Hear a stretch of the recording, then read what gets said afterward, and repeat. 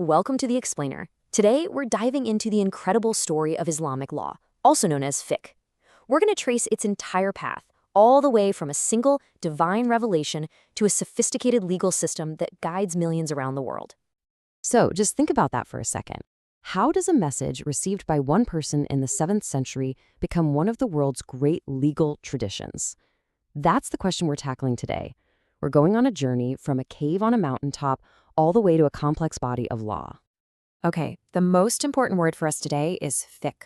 It literally means understanding, and that's key. Fiqh isn't the divine law itself. It's the human effort to grasp it. It's the science of interpreting God's will through the sacred texts.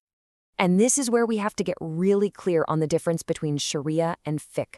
Think of Sharia as the divine path, the eternal, perfect ideal from God. Fiqh, on the other hand, is the human attempt to draw the map for that path. It's the collection of legal rulings figured out by scholars. You could say Sharia is the what and the why, while fiqh is the how. Our story has to start in one place, the 7th century Arabian Peninsula. This first period is all about the divine legislation, and it revolves completely around the life of the Prophet Muhammad.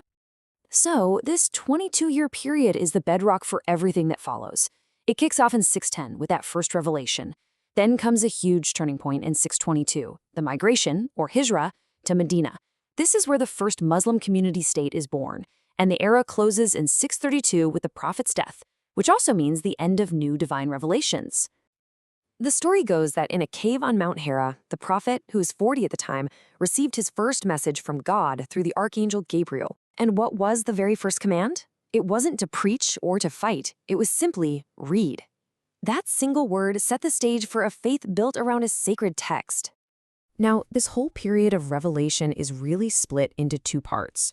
For the first 12 years in Mecca, the verses were all about building the core of the faith, theology, morality, the big ideas. But after the move to Medina, things shifted. The revelations started laying out the legal and social rules needed to actually run a state, covering everything from family law to criminal justice. So, with the death of the Prophet, revelation stops, and this creates a massive question for the community. Now what? How do we find guidance without our Prophet? This huge challenge kicks off the era of his successors, known as the rightly guided caliphs. So, we add this next 30-year period to our timeline, and it is absolutely pivotal. With no more revelations coming, the community's leaders had to figure out how to apply the message they already had to all sorts of new problems. This is where the foundations of the legal system were really forged. The first caliph, Abu Bakr, almost immediately faced a crisis. The people who had memorized the entire Quran, the living archives of the faith, were dying in battle. Fearing that the divine word could be lost or fragmented, he started this massive project to gather every single verse from wherever it was written down, on palm leaves, stones, you name it, and compile it into one single text. After him came Omar, who was just a brilliant administrator. He's the one who set up a formal justice system, appointing the very first independent judges.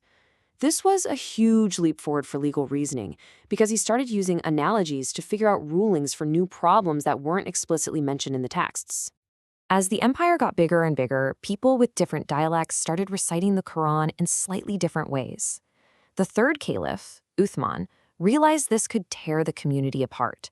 So he commissioned an official, standardized version of the Quran and sent copies out to all the major centers of the empire.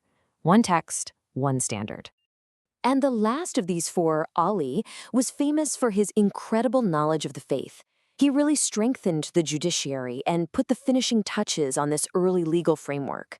He basically completes this foundational period, which was all about preserving the Quran and the traditions of the Prophet.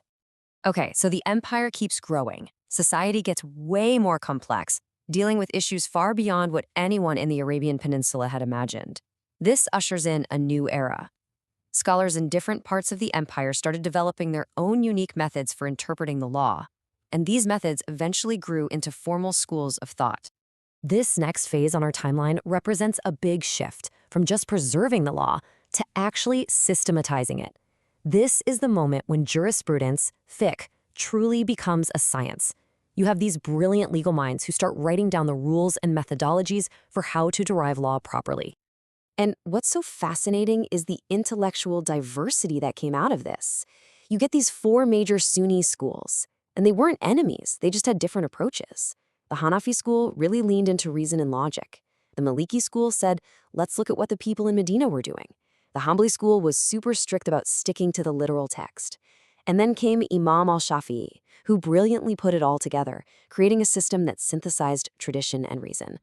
So the work of these incredible scholars, especially al-Shafi'i, ended up creating a clear, logical hierarchy for how you figure out a legal ruling.